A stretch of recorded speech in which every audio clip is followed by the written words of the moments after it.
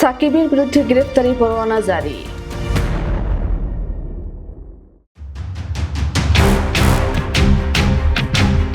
সাকিব আল হাসানের বিরুদ্ধে গ্রেফতারি পরোয়ানা জারি করেছেন আদালত।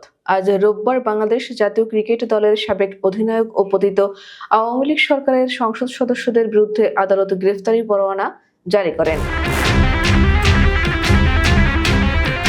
আইএফআইসি ব্যাংকের চেক ডিজ অনার মামলায় এই গ্রেফতারি পরোয়ানা জারি করা হয়েছে তার বিরুদ্ধে।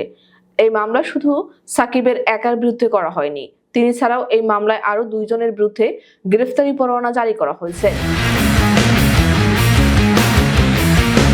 উল্লেখ্য, চেক প্রতারণার মামলায় মাগুরা 2 আসনের সাবেক সংসদ সদস্য সাকিব সহ 4 জনকে আদালতে হাজির হতে সমন জারি করেছেন আদালত।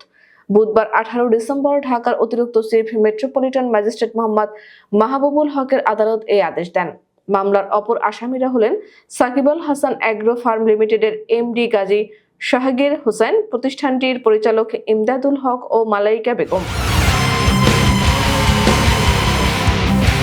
আদালত সূত্রে জানা যায়, গত 15 ডিসেম্বর আইএফআইসি ব্যাংকের পক্ষে সাহেবুর রহমান বাদী হয়ে ঢাকার অতিরিক্ত চিফ মেট্রোপলিটন ম্যাজিস্ট্রেট মাহবুবুল হকের আদালতে এই মামলা করেন। আদালত বাদীর জবানবন্দি রেকর্ড করে আদালতে হাজির হওয়ার নির্দেশ দিয়েছেন।